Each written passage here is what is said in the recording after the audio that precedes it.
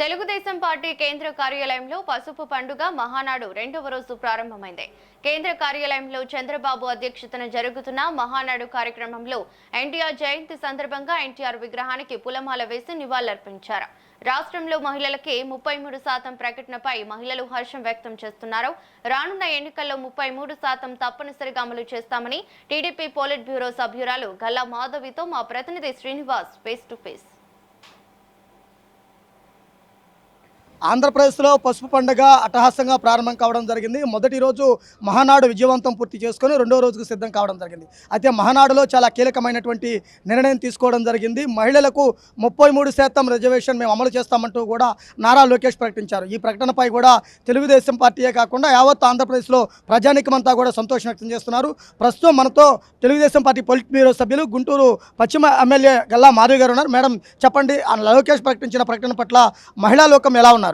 చాలా సంతోషం వ్యక్తం చేస్తున్నారండి. నిజంగా ప్రతి మహిళ కూడా ఈరోజు ఒక ఉద్వేగభరితమైన ఆనందభరితమైన మనసుతో నిండి ఈరోజు తెలుగుదేశం పార్టీ నాయకులకి శిరస వంచి నమస్కరిస్తుందని కూడా చెప్తాను. ఎందుకనంటే మహిళల గురించి ఆలోచించిన ప్రథమైన నాయకుడు నాయకత్వం తెలుగుదేశం పార్టీలోనే మనం చూడొచ్చు.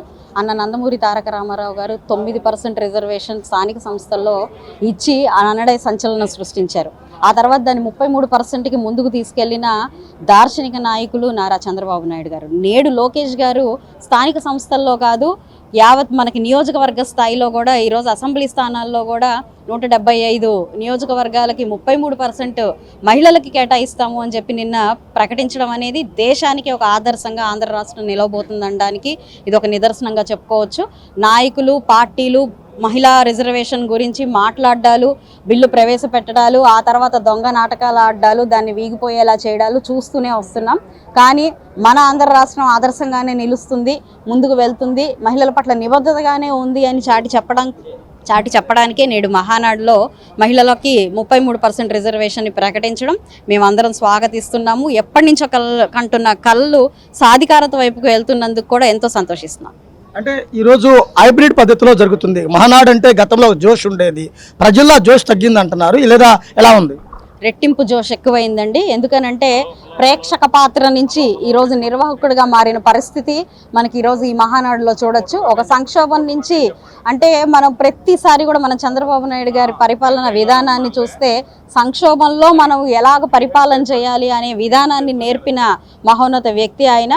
మరి దేశం పిలుపు ఇచ్చిన మేరకు ఈరోజు హైబ్రిడ్ పద్ధతిలో ఖర్చు తగ్గించే విధానంతో ఈ హైబ్రిడ్ పద్ధతిని ఎంచుకున్నప్పటికీ కూడా మహాసభలో ఎంతమంది రావాలో నేడు కార్యకర్తలతో, నాయకులతో, లక్షలాది మంది తెలుగుదేశం పార్టీ నాయకులతో ఈరోజు ఈ క్లస్టర్ విధానంతో మహానాడు జరుగుతుంది, హైబ్రిడ్ పద్ధతి జరుగుతూ ఉంది. ఇటు టెక్నాలజీ అయినా అటు డైరెక్ట్గా మనకి సభలకి రావాలన్నా ఎక్కడైనా కూడా తెలుగుదేశం పార్టీ కొత్తదనాన్ని ఆహ్వానిస్తుంది, పాతదనానికి గౌరవిస్తూ ముందుకు వెళ్తున్న ఏకైక విధానం తెలుగుదేశం పార్టీలో ఉంది.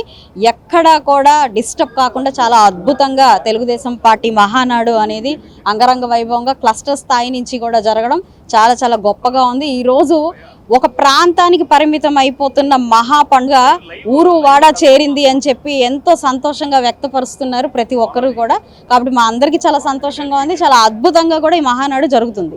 అంటే రాష్ట్రంలో చూసినట్లయితే కనుక హైబ్రిడ్ పద్ధతిలో మహానాడు జరుగుతున్నా కానీ ప్రజల నుంచి ఆదరణ ఉంది, రెట్టింపు ఉత్సాహంతో జోష్ నింపుతుందంటూ కూడా చెబుతున్న పరిస్థితి. అలానే 33% రిజర్వేషన్ ప్రకటించడం పట్ల మహిళా లోకమంతా సంతోషం వ్యక్తం చేస్తుందని కూడా గల్లా మాధవి గారు చెబుతున్నారు. Camera person Srinivas, metro TV, Amaravati నుంచి.